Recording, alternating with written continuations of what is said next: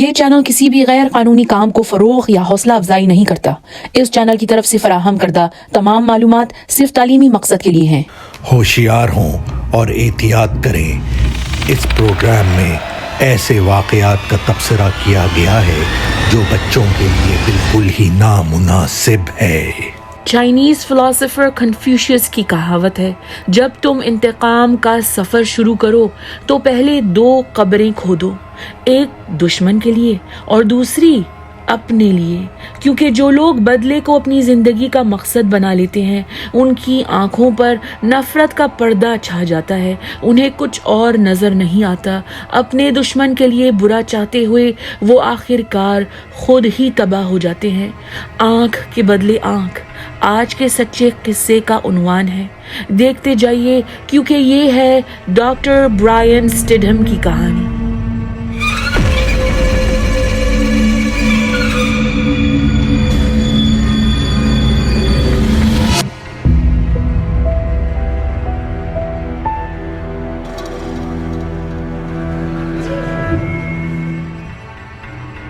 David Brian سٹیڈہم Texas کے شہر long wave میں پیدا ہوا تھا اور وہیں اس نے پرورش پائی۔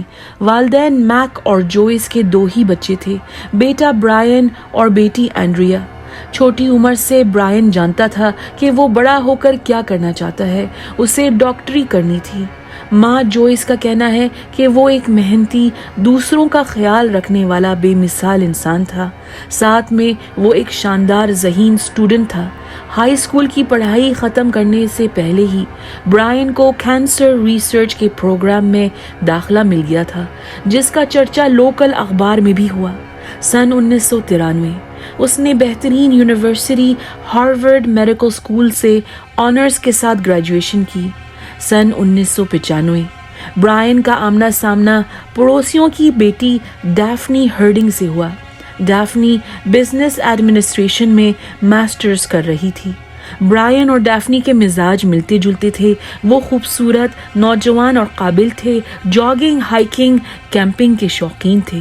دونوں کو جاپانی کھانا پسند تھا۔ سن 1997 ان کی ملاقات کے 2 سال بعد چند رشتہ داروں اور دوستوں کے سامنے ان کی شادی سادگی سے ایک گارڈن میں طے پائی۔ سن 1998 برائن پیڈیاٹرک آفٹالمالوجی بچوں کی آنکھوں کی سرجری میں مہارت حاصل کرتا ہے اور اپنے کیریئر کا آغاز شہر ڈالس میں کرتا ہے۔ سن 2000 برائن اور ڈیفنی کا بیٹا الیگزینڈر پیدا ہوتا ہے اور اس کے 1 سال بعد برائن کو ایریزونا کا ایک بہترین آنکھوں کا سرجن ڈاکٹر براڈلی شورٹز اپنی کامیاب میڈیکل پریکٹس میں شامل ہونے کی آفر دیتا ہے۔ برائن اور ڈیفنی ٹوسان ایریزونا جاتے ہیں۔ انٹرویو دینے کے بعد وہ شہر کی سیر کرتے ہیں۔ انہیں ٹوسان کی خوبصورتی سے پیار ہو جاتا ہے کیونکہ یہ جگہ اس کی کیریئر کو نئی بلندی پر لے کر جانے والی تھی، بچوں کی پرورش کے لیے بھی بہترین تھی۔ نومبر 2001 میں برائن اپنی فیملی سمیت ڈالس ٹیکساس کو چھوڑ کر ٹوسان ایریزونا منتقل ہو جاتا ہے۔ برائن کے کلینک میں شامل ہونے کے بعد میڈیکل پریکٹس کو 4 چاند لگ گئے۔ ڈاکٹر براڈلی شورٹز اڈلٹ پیشنٹس کو دیکھتا تھا اور ڈاکٹر برائن سٹیڈہم کیونکہ پیڈیاٹرک اسپیشلسٹ تھا وہ بچوں کا علاج کرتا تھا۔ بہت کم وقت میں برائن ایریزونا اسپیشلٹی آئی کلینک میں اسٹاف اور پیشنٹس سب کا دل جیت لیتا ہے۔ بچوں کو اطمینان دلانے کے لیے برائن کارٹون والے اسکربس پہنتا تھا، مسکراتے ہوئے ہمدردانہ طریقے سے چیک اپس اور سرجریز کرتا تھا۔ اگست 2003 میں ڈیفنی نے ایک بیٹی کو جنم دیا، بچی کا نام کیتھرین رکھا گیا۔ برائن کی ماں جوئس کا کہنا تھا، برائن اپنی زندگی سے بہت خوش تھا، بیٹی کی آمد نے ان کی فیملی کو مکمل کر دیا تھا۔ برائن اور ڈیفنی اپنے خوابوں کا گھر ڈیزائن کر رہے تھے۔ اس عالی شان بنگلے کی تعمیر یعنی کنسٹرکشن شروع ہونے والی تھی کہ اچانک ان کے پیروں تلے زمین نکل گئی۔ 5 اکتوبر 2004 منگل یعنی ٹیوزڈے کا دن تھا۔ برائن سٹیڈہم اب تو اپنا ذاتی کلینک ایک میڈیکل پلازا میں کھول چکا تھا، اس کا کام اچھا چل رہا تھا، چاہنے والے مریضوں کا ہجوم لگا تھا، وہ $1 ملین سالانہ کما رہا تھا، اس کی فیملی لائف بھی سیٹ تھی۔ 5 अक्टूबर 2004 शाम के 6:30 बजे ऑफिस आवर्स के बाद ब्रायन अपने क्लिनिक में चंद यूनिवर्सिटी ऑफ एरिज़ोना के मेडिकल स्टूडेंट्स को लेक्चर दे रहा था। लेक्चर के बाद उसने स्टूडेंट्स के लिए पिज्ज़ा और ड्रिंक्स मंगवाई। उसके बाद जब सब घर चले गए, ब्रायन अपना सामान, कागजात वगैरह समेट कर 7:26 पर ऑफिस का अलार्म सिस्टम सेट कर देता है और पार्किंग लॉट में अपनी गाड़ी के रुख चलता है। तकरीबन 3 घंटे बाद सफाई करने वाली कंपनी का एक मुलाजिम 911 डायल करता है। 911, where is your emergency? There's a gentleman here laying in the middle of the parking lot. Some papers strewn about. I can see his glasses. He's not really responding. आदमी कहता है यहाँ एक शख्स पड़ा है पार्किंग लॉट के बीच, कुछ कागजात बिखरे हुए हैं, मैं उसकी ऐनक देख सकता हूँ, वो कोई जवाब नहीं दे रहा है। जब फीमा काउंटी के पुलिस अफसरान और पैरामेडिक्स वहां पहुंचते हैं तो मालूम होता है कि पार्किंग लॉट में पड़ा शख्स चंद घंटों से मर चुका था। शुरू में डिटेक्टिव्स को लगा कि आदमी को कई गोलियां मारी गई थी, पर मजीद गौर करने पर उन्हें समझ आया कि आदमी के कपड़े, उसके मेडिकल स्क्रब्स खून में सिर्फ तर ही नहीं थे, स्क्रब्स जगह जगह से कटे हुए थे। उस आदमी को बार बार छुरा घोंप कर कत्ल किया गया था। जमीन पर आदमी की ऐनक, 2-3 कागजात पड़े थे। एक रजिस्ट्रेशन लेटर मिला जिस पर नाम और पता लिखा था। जेब में उसका वॉलेट था जिसमें पैसे, शनाख्ती कार्ड और मुख्तलिफ क्रेडिट कार्ड्स मौजूद थे। विक्टिम 37 साला डॉक्टर ब्रायन स्टिडम था। फीमा काउंटी शेरिफ डिपार्टमेंट की होमिसाइड डिटेक्टिव जिल मर्फी इस केस की इंचार्ज बनाई गई। डिटेक्टिव मर्फी के कहने पर फौरन मेडिकल प्लाजा और क्राइम सीन को क्राइम टेप के जरिए महफूज किया गया। ब्रायन की लाश के करीब उसके सेलफोन की क्लिप पड़ी थी, लेकिन सेलफोन गायब था। अतराफ में गाड़ी के टायर्स के निशानात थे। चंद मीटर के फासले पर डिटेक्टिव्स को आधा खाया हुआ पिज्ज़ा का टुकड़ा मिला जिसे फोरेंसिक लेबोरेटरी भेजा गया। मेडिकल प्लाजा में डॉक्टर ब्रायन को एक मखसूस पार्किंग की जगह दी गई थी। रिजर्व्ड पार्किंग में उसकी सफ़ेद लेक्सस मौजूद नहीं थी, क्योंकि उन दिनों फीमा काउंटी के इलाके में बहुत सारी गाड़ियां चोरी हो रही थीं। सोचा गया कि शायद ब्रायन एक पुरतशद्दुद हमले का शिकार अपनी गाड़ी की वजह से हुआ था। कार जैकिंग के दौरान उसे डाकू ने कत्ल कर दिया था। बदकिस्मती से पुलिस को इस जुर्म का कोई गवाह नहीं मिला। मेडिकल प्लाजा में सिक्योरिटी कैमरे भी नहीं थे, रोशनी भी बहुत कम थी। क्राइम सीन से मेडिकल प्लाजा के इलाके से कोई हथियार, चाकू, छुरा बरामद नहीं हुआ। डिटेक्टिव्स ब्रायन की बीवी से राब्ता करने की कोशिश करते हैं, लेकिन डैफ्नी ना घर का फ़ोन ना अपना सेल फोन उठाती है। रात के 2 बजे डिटेक्टिव्स स्टिडम घर रवाना किए जाते हैं। वो घंटी बजाते हैं, दरवाज़ा पीटते हैं, मगर कोई बाहर नहीं आता। उस वक्त पुलिस अफसरान के पास दरवाज़ा तोड़ने का कानूनी इख्तियार था, क्योंकि उन्हें डर था कि शायद ब्रायन की फैमिली भी खतरे में थी। घर में दाखिल होकर वो सीधे दूसरी मंजिल पर मेन बेडरूम में जाते हैं। बिस्तर पर डैफ्नी सो रही थी। कमरे में फ़ोन रखा था, पर उसका तार निकला हुआ था। डैफ्नी को जगाया जाता है और उसके होठों से सबसे पहले ये सवाल निकलता है, क्या मेरे शौहर को गोली लगी है? डिटेक्टिव्स को ये सवाल सुनकर बहुत हैरानगी हुई। अभी तो किसी ने डैफ्नी को ब्रायन के कत्ल के बारे में कुछ नहीं बताया था। और तो और डिटेक्टिव्स गौर करते हैं कि बेड की साइड टेबल पर चंद कागजात रखे थे, जिनमें स्टिडम फैमिली के फाइनेंशियल डॉक्यूमेंट्स और डॉक्टर ब्रायन का वसीयत नामा भी शामिल था। डिटेक्टिव्स डैफ्नी से पूछते हैं कि उसने ये सवाल क्यों किया। वो कहती है, मेरा शौहर 8 बजे तक घर आ जाता है। अब जो मेरी आंख खुली है, ब्रायन बिस्तर में नहीं है और आप पुलिस अफसरान घर में घुस आए हैं। मुझे लगा ज़रूर ब्रायन को कुछ हुआ होगा। जैसे ही इन्वेस्टिगेटर्स डैफ्नी को बताते हैं कि उसका शौहर कार जैकिंग के दौरान हलाक हुआ है, वो रोने लगती है। डैफ्नी बताती है कि उसने बच्चों को सुलाकर नींद की गोली ली थी और घर का फ़ोन डिस्कनेक्ट कर दिया था, क्योंकि अक्सर शाम में टेलीमार्केटर्स उन्हें बहुत तंग करते थे। डैफ्नी से साइड टेबल पर रखे हुए कागजात का पूछा गया। وہ کہتی ہے برائن نے حال ہی میں نیا کلینک کھولا ہے، ہم ایک نیا گھر بھی کنسٹرکٹ کرنا چاہتے ہیں۔ برائن نے لائف انشورنس بھی لے رکھی ہے۔ وہ پچھلی رات سارے کاغذات پڑھ رہا تھا۔ جن ڈیٹیکٹیوز کے پاس برسوں کا تجربہ ہوتا ہے وہ چہرے آسانی سے پڑھ لیتے ہیں، وہ محسوس کر لیتے ہیں جب کوئی ان سے جھوٹ بول رہا ہوتا ہے۔ ڈیٹیکٹیو جل مرفی کا کہنا تھا کہ ڈیفنی اسٹیڈم کی باتیں سچ لگ رہی تھیں، اس کا برائن کی موت پر غم حقیقی لگ رہا تھا۔ ڈیفنی ڈیٹیکٹیوز کو بتاتی ہے کہ اس کے دونوں بچے 3 سالہ الیگزینڈر اور 1 سال کی کیتھرین اس کے ساتھ تھے۔ اتفاق سے وہ پورا دن بچوں کے ساتھ گھر پر ہی تھی۔ برائن کی موت کے چند گھنٹوں کے اندر اس کی بیوہ ڈیفنی کو سسپیکٹ کی لسٹ سے ہٹا دیا گیا۔ اگلے دن برائن اسٹیڈم کے پوسٹ مارٹم سے واضح ہوا کہ اس پر حملہ وحشیانہ طریقے سے کیا گیا تھا۔ برائن پر چاقو کے 17 وار کیے گئے تھے اور اس کے سر پر چوٹ بھی آئی تھی۔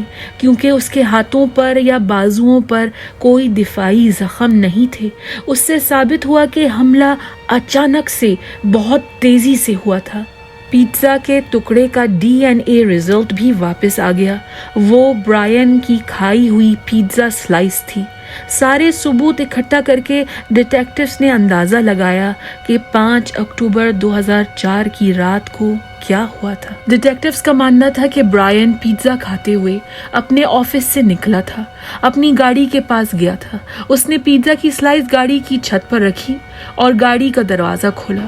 اس کے فوراً بعد قاتل نے برائن پر بے رحمی سے حملہ کیا۔ برائن لڑکھڑاتے ہوئے زمین پر گر گیا، جس کے نتیجے میں اس کے سر پر چوٹ آئی۔ حملہ آور برائن کی گاڑی لے کر وہاں سے فرار ہو گیا۔ چلتی ہوئی گاڑی سے پیزا کا ٹکڑا گر گیا برائن کی لاش سے کئی میٹر دور۔ ڈیٹیکٹیوز جانتے تھے کہ اگر برائن کی لیکسس گاڑی انہیں مل گئی تو ان کے لیے قاتل ڈھونڈ نکالنا آسان ہوگا۔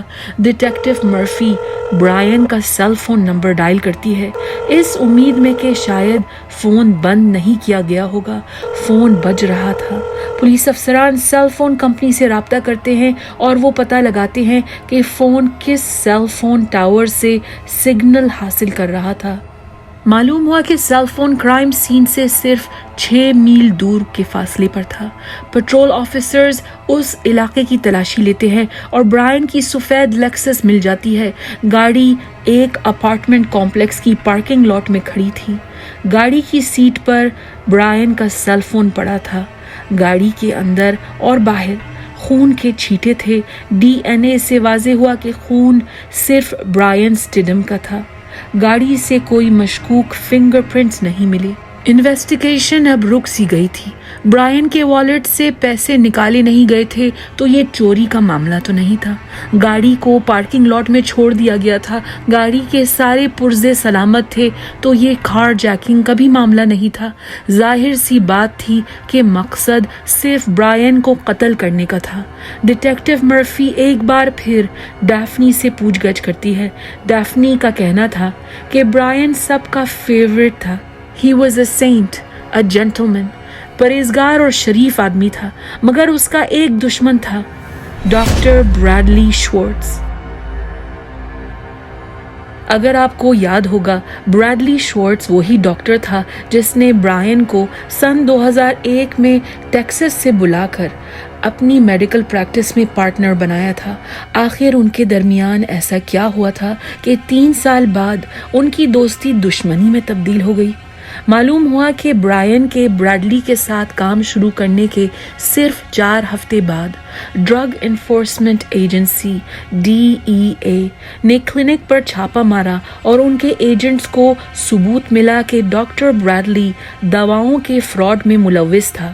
بریڈلی شوارٹز کو پین کلر ڈرگز کی عادت پڑ گئی تھی۔ کیونکہ وہ اپنے نام پر دوائیں ہر بار نہیں لکھ سکتا تھا تو وہ اپنی گرل فرینڈ لورڈیس لوپیز اور ایک آفس مینیجر کے نام پرسکرپشن لکھ کر وائکڈن کی ٹیبلٹس بڑی مقدار میں حاصل کرتا تھا۔ DEA के छापे के 9 माह बाद ब्रैडली शोर्ट्स और लोर्डेस लोपेज पर प्रिस्क्रिप्शन ड्रग फ्रॉड का इल्ज़ाम आयद किया गया। ब्रैडली का मेडिकल लाइसेंस सस्पेंड हो गया और लोर्डेस, जो डिस्ट्रिक्ट अटॉर्नी के ऑफिस में वकील थी, उसे नौकरी से निकाल दिया गया। एरिज़ोना मेडिकल बोर्ड ने डॉक्टर ब्रैडली शोर्ट्स को हुक्म दिया कि अगर वो अपना मेडिकल लाइसेंस दोबारा हासिल करना चाहता है तो उसे ड्रग ट्रीटमेंट थेरेपी प्रोग्राम में दाखिला लेना होगा, अपना मुकम्मल इलाज करवाना होगा।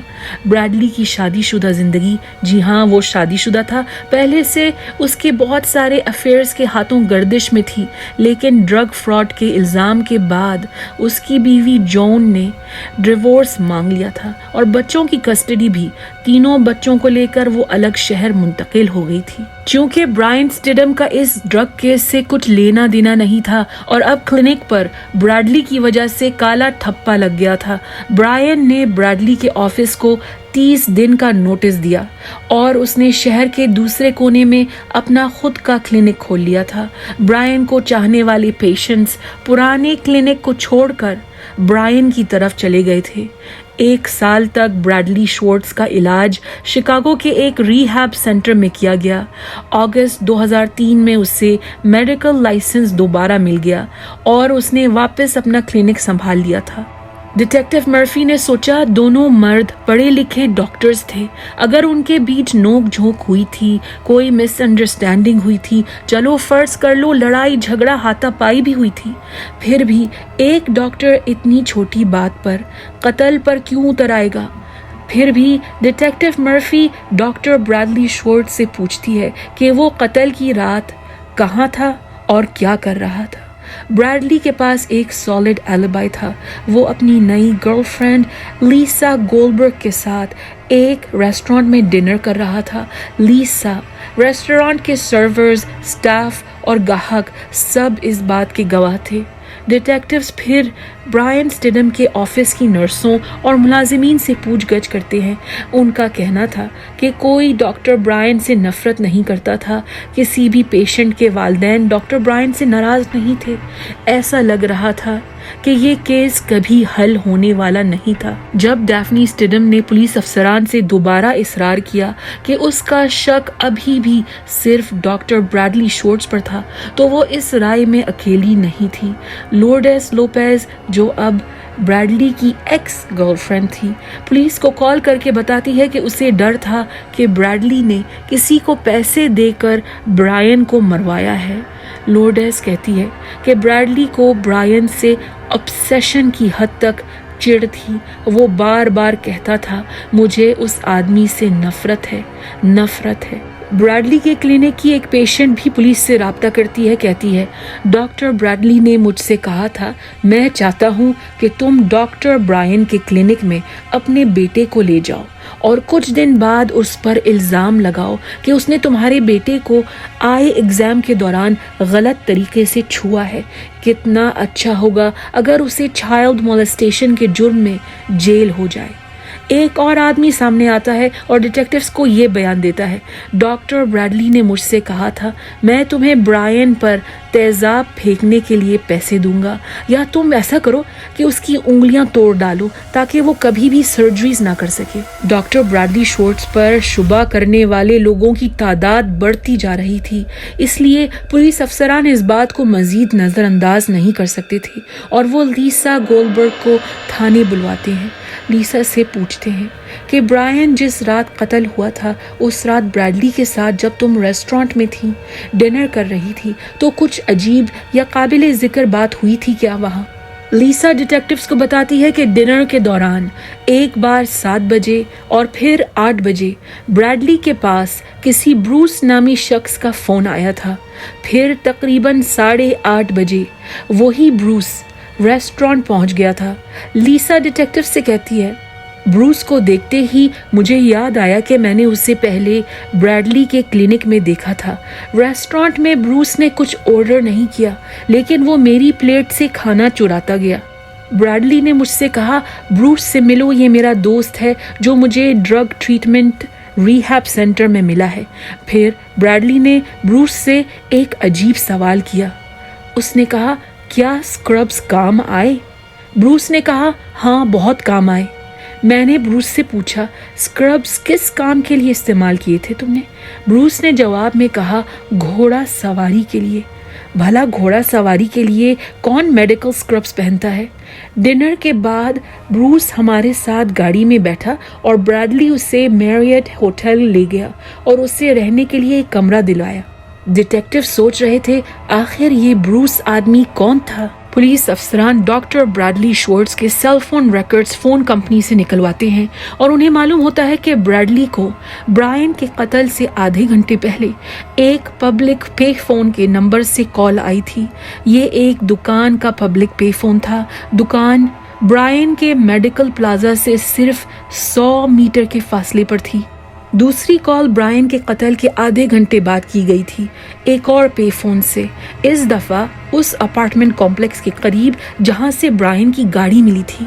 फिर डिटेक्टिव्स ब्रैडली के क्लिनिक जाते हैं और स्टाफ से पूछते हैं कि क्या कोई ब्रूस नामी आदमी क्लिनिक आता है।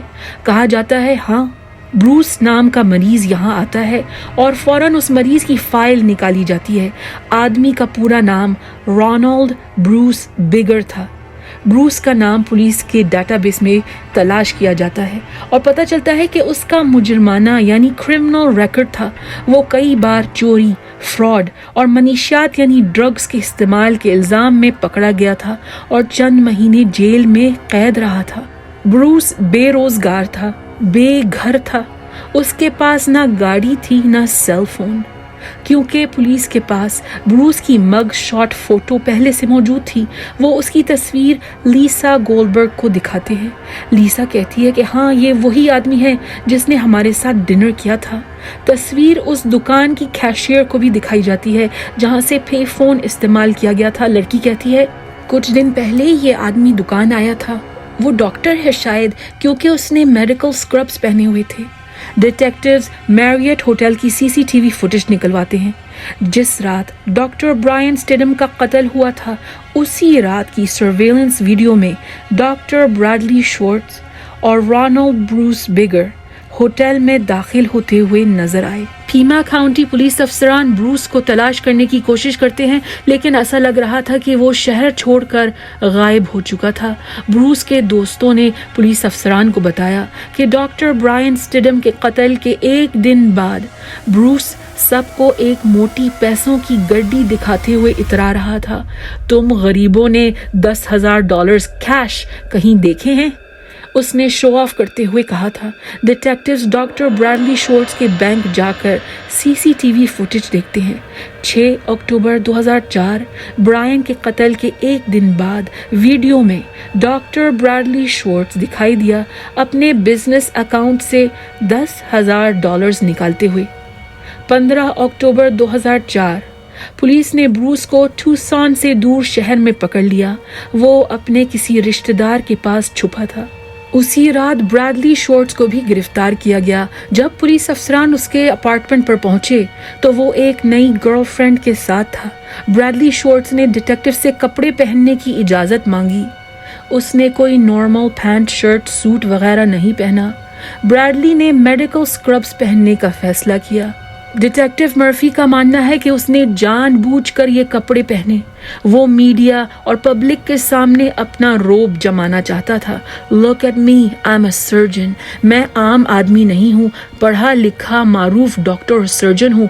कोई मेरा कुछ नहीं बिगाड़ सकता। अगरचे इन्वेस्टिगेटर्स के पास ब्रैडली और ब्रूस के खिलाफ काफी सबूत थे, लेकिन कानून की नजर में ये सिर्फ सर्कमस्टेंशियल एविडेंस कहलाते थे।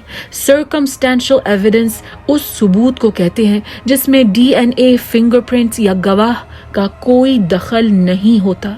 मिसाल के तौर पर तस्वुर कीजिए, आपने आखिरी चॉकलेट केक की स्लाइस टेबल पर रखी और अचानक केक की स्लाइस गायब हो जाती है।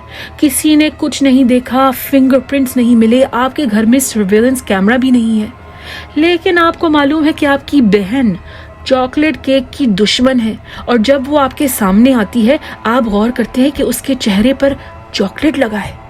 बहुत मुमकिन है कि उसी ने केक खाया है, पर आपकी बहन कह सकती है नहीं तो मैंने कैडबरी चॉकलेट खाई है, तुम्हारा केक नहीं। डिटेक्टिव जानते थे कि आजकल के दौर में अदालत में जज और जूरी के सामने फोरेंसिक एविडेंस की बहुत अहमियत होती है। इस केस में ना तो किसी का फिंगरप्रिंट मिला, ना डीएनए, ना कोई हथियार।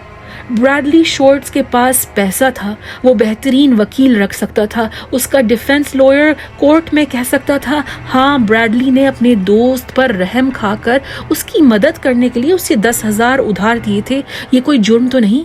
और ब्रूस इत्तेफाक से मेडिकल प्लाजा के करीब था, वगैरह वगैरह। डिटेक्टिव्स एक बार फिर डॉक्टर ब्रायन की लेक्सस का जायजा लेते हैं। फिर से फोरेंसिक टीम ने कॉटन बड्स के जरिए जगह जगह के सैंपल लिए। तकरीबन 60 सैंपल लिए गए।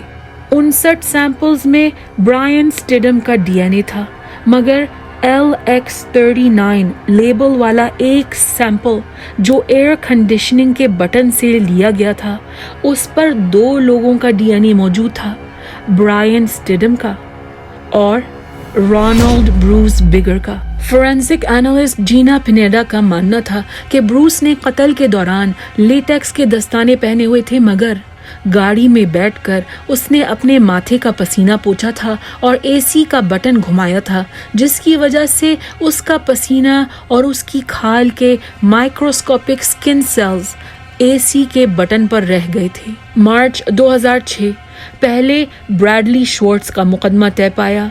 प्रोसिक्यूटर सिल्विया लैफर्टी ब्रैडली के खिलाफ सारे सबूत अदालत में पेश करती है। वो ब्रायन स्टिडम के कत्ल की वजह बताती है, हसद, जलन और बदला। ब्रैडली शॉर्ट्स और ब्रायन स्टिडम पोलर ऑपोजिट थे। ब्रायन एक खानदानी शरीफ आदमी था। ब्रैडली शादीशुदा होते हुए भी 2-3 महबूबा एक वक्त में जगल कर रहा था। नर्सों का कहना था कि वो अपनी खूबसूरत पेशेंट्स को तक छोड़ता नहीं था। मेडिकल ऑफिस मैनेजर लोरी एस्पिनोजा अदालत में कहती है, ब्रैडली के पास एक कोड वर्ड था, वो GLM कहता था, गुड लुकिंग मदर। जब उसे कोई पेशेंट खूबसूरत लगती थी, ये हमारे लिए इशारा था कि हम उन्हें कमरे में डिस्टर्ब ना करें। हम नर्सेज दरवाजे पर कान लगाकर सुनती थीं और सोचती थीं, अरे ये बेशरम आदमी यहीं एग्जामिनेशन रूम में पेशेंट के साथ शुरू हो गया है। प्रोसिक्यूटर्स का मानना था कि ब्रैडली ब्रायन की कामयाबी से जलता था और जब वो ड्रग फ्रॉड में पकड़ा गया, उसे गुस्सा था कि ब्रायन ने उसका साथ देने के बजाय अपना खुद का क्लिनिक खोल लिया था। ब्रैडली को लगा कि ब्रायन ने उसके पेशेंट चोरी कर लिए थे।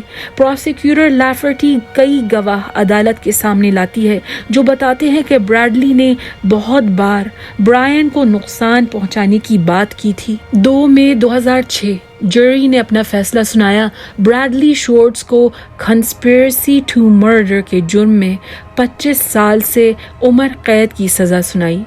तकरीबन 1 साल बाद रोनाल्ड ब्रूस बिगर का मुकदमा 14 मार्च 2007 में शुरू हुआ। उसे फर्स्ट डिग्री कत्ल का मुजरिम करार दिया गया और उम्र कैद की सज़ा सुनाई गई।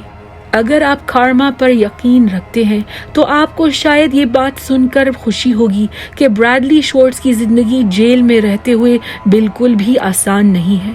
सितंबर 2008 में जेफरी एलन वुड नामी कैदी ने ब्रैडली को इस हद तक मारा पीटा कि उसकी नाक चिकना चूर हो गई, जिसकी वजह से उसकी सूंघने और चखने की सलाहियत ख़त्म हो गई।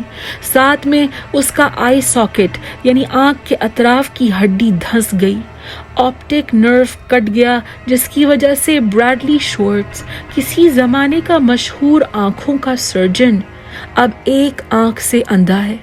डैफ्नी स्टिडम ने मीडिया को ये बयान दिया है, हालांकि मेरा शौहर बहुत मसरूफ आदमी था। वो हर छुट्टी के दिन सुबह सवेरे दोनों बच्चों को लेकर साइकिलिंग पर निकल जाता था ताकि मुझे सुकून से चंद घंटे मजीद सोने के लिए मिल जाएं। उसका पूरा फारिग वक्त फैमिली के लिए मखसूस था। ब्रायन का बड़ा दिल उसकी सबसे खूबसूरत खूबी थी। मैं वही सारी जिंदगी याद करती रहूंगी। दोस्तों, ये थी डॉक्टर ब्रायन स्टिडम की कहानी। हमारे चैनल को सपोर्ट करिए और महफूज रहिए। अगर आपको ये वीडियो पसंद आई है तो लाइक, शेयर और सब्सक्राइब करना भूलिएगा मत, वरना